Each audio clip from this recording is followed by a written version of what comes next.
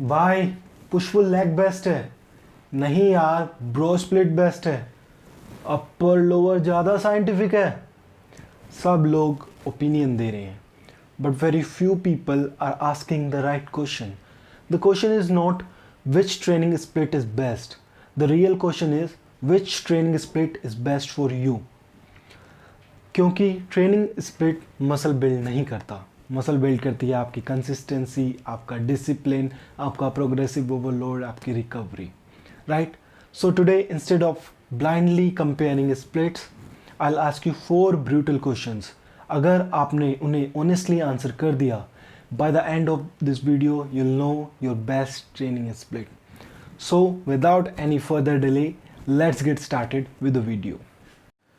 So the question number 1 is, how much time and effort can you dedicate each week? सच बोलना, क्या आप week में 5 से 6 दिन इंटेंसली ट्रेन कर सकते हो, या फिर आप जिम के साथ साथ अपनी जॉब, अपना कॉलेज, अपनी फैमिली मैनेज कर रहे हो, राइट? बिकॉज एम्बिशन एक अलग चीज़ होती है और एग्जीक्यूशन दूसरी। अगर आप देखो 5 से 6 दिन जाना इम्प्रेसिव लगता है, नो डाउट, बट अगर आप उस चीज़ को सस्टेन ही नहीं कर पाओगे तो उसका कोई फ़ायदा नहीं है। ऐसे में ही जब आप 5 से 6 दिन इंटेंसली ट्रेन नहीं कर सकते और उसमें आप हाई फ्रिक्वेंसी स्प्लिट फॉलो कर रहे हो, तो वो डेफिनेटली फेल होगा ही होगा, right? Now the question number 2 is, how many days per week can you exercise? क्या आप 4 दिन कर सकते हैं? क्या आप 5 दिन एक्सरसाइज कर सकते हैं कि 6 दिन एक्सरसाइज कर सकते हैं?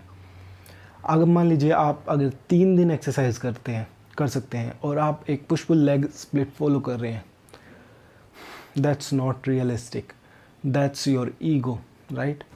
आपको प्लान वो करना है जिसे आप लॉन्ग टर्म तक सस्टेन कर सकें, तभी आपको रिजल्ट आएंगे, right? Now the question number 3 is, how long can you spend in the gym? क्या आप जिम में 45 मिनट दे सकते हैं, या आप जिम में 60 मिनट दे सकते हैं, या 90 मिनट्स दे सकते हैं? अगर आप जिम में 45 मिनट दे सकते हैं तो आपके लिए अपर लोअर बेटर रहेगा। अगर आप 90 मिनट्स दे सकते हैं कंसिस्टेंटली, तो आप एक हाई फ्रिक्वेंसी स्प्लिट की तरफ जा सकते हैं, राइट? आपका टाइम ही डिसाइड करेगा कि आप एक सेशन में कितनी वॉल्यूम हैंडल कर सकते हैं, राइट? तो वो ही ज़्यादा क्रूशियल है। Now the 4th question is, क्या आप दूसरे स्पोर्ट्स भी करते हैं जिम से? बिकॉज क्या होता है, जब हम you can not train like a body builder if you are pursuing other sports also, because आपकी रिकवरी कॉम्प्रोमाइज़ होगी, राइट? आपकी रिकवरी उस स्पोर्ट्स में भी जारी होगी, आपकी जिम में भी जारी होगी, और आप अगर 5 से 6 दिन बॉडी बिल्डर की तरह ट्रेन कर रहे हैं तो आपकी रिकवरी नहीं हो पाएगी। एट द एंड आपको रिजल्ट्स नहीं आएंगे, आप डिमोटिवेट हो जाओगे, राइट? तो पहले ये 4 क्वेश्चंस आप ऑनेस्टली आंसर कीजिए। Okay, now let's compare all major training splits. So our first split is full body. Full body में हम क्या करते हैं? हम मंडे को फुल बॉडी ट्रेन करते हैं, देन ट्यूसडे को रेस्ट, वेडनेसडे को अगेन हम फुल बॉडी ट्रेन करेंगे, देन रेस्ट, और फ्राइडे को हम फिर से फुल बॉडी ट्रेन करते हैं, राइट? तो अगर हम इस स्प्लिट की पॉजिटिव साइड की बात करें तो इसमें हमें फ्रीक्वेंसी काफ़ी ज़्यादा अच्छी मिल जाती है, क्योंकि हम एक मसल को 3 बार हिट कर रहे हैं, और ये एक बिगनर के लिए काफ़ी ज़्यादा अच्छा हो सकता है, राइट? ये एक टाइम एफिशिएंट स्प्लिट है, बेस्ट फॉर बिगनर्स है, राइट? और अगर आप कोई ऐसे बंदे हैं जो सिर्फ वीक में 3 बार ही ट्रेन कर सकते हैं, then this split is hard to beat. Science simple है, क्योंकि हमारा muscle protein synthesis up to 48 hours तक एक्टिवेट रहता है, और जब हम उसको हाई फ्रिक्वेंसी देते हैं then we are given more growth signals. इससे हमारी neural adaptations as a beginner अच्छी होती है। और अगर हम इसकी कॉन्स की बात करें तो वर्कआउट काफ़ी ज़्यादा एग्जॉस्टिंग हो सकता है, क्योंकि हम सभी बॉडी पार्ट्स एक ही दिन कर रहे हैं। साथ ही साथ अगर आप एज अ एडवांस लिफ्टर ये स्प्लिट फॉलो कर रहे हो तो आपको रिकवरी का भी इशू आ सकता है। तो ये किसके लिए है? अगर आप एक बिगिनर हैं तो ये स्प्लिट आपके लिए हो सकता है। अगर आप कोई ऐसे बंदे हैं जो सिर्फ वीक में 3 बार ही ट्रेन कर सकते हैं तो भी ये स्प्लिट आपके लिए हो सकता है, राइट? तो आप अपने अकॉर्डिंग ये स्प्लिट चूज़ कर सकते हैं। जो मैंने आपको 4 क्वेश्चंस बताए उनका ऑनेस्टली आंसर करके आप तक आपको पता चल गया होगा कि क्या ये आपके लिए है ये स्प्लिट या फिर नहीं। Now our second split is upper lower. Monday को हम अपर बॉडी ट्रेन करेंगे, ट्यूसडे को हम लोअर बॉडी ट्रेन करेंगे, then rest, then again upper body lower body and then rest. ये इसकी फ्रीक्वेंसी एकदम बैलेंस्ड है क्योंकि हम मिनिमम 2 टाइम्स वीक में एक मसल को ट्रेन कर रहे हैं और एक नेचुरल लिफ्टर्स के लिए ये ऑप्टिमल है।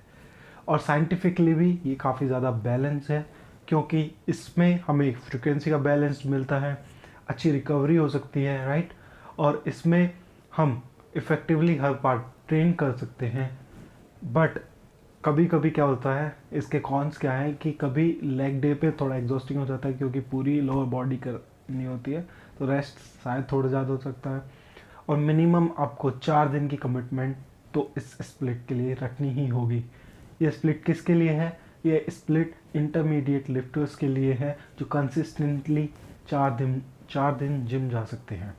ये स्प्लिट उनके लिए है। And if someone who doesn't know anything about splits, आप इस स्प्लिट को कंसिडर कर सकते हैं बिकॉज ये साइंटिफिकली भी उतना ऑप्टिमल है, right. Now our third split is push pull legs. Monday को पुश, ट्यूसडे को pull and then legs, rest and then repeat. Push में हम चेस्ट, शोल्डर, ट्राइसेप करते हैं, पुल में हम back, bicep and then legs में हम कंप्लीट लेग्स करते हैं।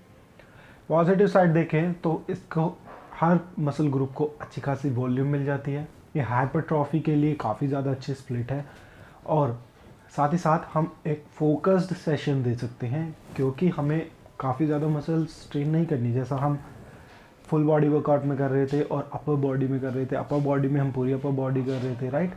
तो इसमें ये है, अगर हम इसकी कॉन्स की बात करें तो रिकवरी थोड़ा इशू कर सकती है क्योंकि हम ज़्यादा वॉल्यूम परफॉर्म कर रहे हैं तो रिकवरी थोड़ा स्ट्रगल कर सकती है। साथ ही साथ ये बिगनर्स के लिए नहीं है, ये थोड़े जो लोग इंटरमीडिएट टू एडवांस लिफ्टर हैं, जो पैशनेटली इस चीज़ को कर रहे हैं, जिनके पास उतनी कमिटमेंट है 5 से 6 दिन की जाने की जिम, वो इस स्प्लिट को कर सकते हैं। क्योंकि लोग प्लान तो 6 दिन का करते हैं, बाकी 2 दिन मिस कर देते हैं, फिर स्प्लिट पूरी अच्छे से कंटिन्यू नहीं हो पाती, उसकी वजह से वो उनको फिर रिज़ल्ट नहीं आते, उससे प्रोग्रेस ख़राब होती है। तो अगर आप एक सीरियस लिफ्टर हैं जो डिसिप्लिन से जाता है 5 से 6 दिन जिम, तो उसके लिए ये स्प्लिट अच्छी है। और साथ ही साथ अपने आप रिकवरी को थोड़ा इस स्प्लिट में प्रायोरिटाइज करें बिकॉज स्ट्रगल करती है। और साथ ही साथ इसमें थोड़ा आर्म्स उतने अच्छे से डेवलप नहीं हो पाते इस स्प्लिट में। अगर आपके आर्म्स एक वीक पॉइंट है तो आप अलग से भी आर्म डे इंक्लूड कर सकते हैं। Now a fourth split is bro split, जिसमें हम पर्टिकुलर डे पे एक ही बॉडी पार्ट ट्रेन करते हैं, उसे पूरे फोकस्ड के साथ ट्रेन करते हैं। अभी इस स्प्लिट का प्रॉब्लम क्या है? इस स्प्लिट का प्रॉब्लम है कि एक मसल ग्रुप को 7 दिन बाद हम वापस से ट्रेन कर रहे हैं, जो कि ऑप्टिमल नहीं है। एज अ नेचुरल लिफ्टर आपको मिनिमम तो एक मसल को 2 बार वीक में हिट करना ही चाहिए in order to maximize your muscle gain. तो इस स्प्लिट में ये प्रॉब्लम है। और साथ ही साथ अगर आप बीच में गैप ले लेते हैं तो वो मसल ग्रुप बहुत ही टाइम बाद आएगा, तो ये भी इस स्प्लिट का वो है। और एक ही मसल ग्रुप के लिए बहुत ही ज़्यादा वॉल्यूम हो जाता है। इन माय ओपिनियन ये बिगनर्स के लिए थोड़ा ठीक है क्योंकि स्टार्टिंग में हमारा उतना माइंड मसल कनेक्शन नहीं रहता है।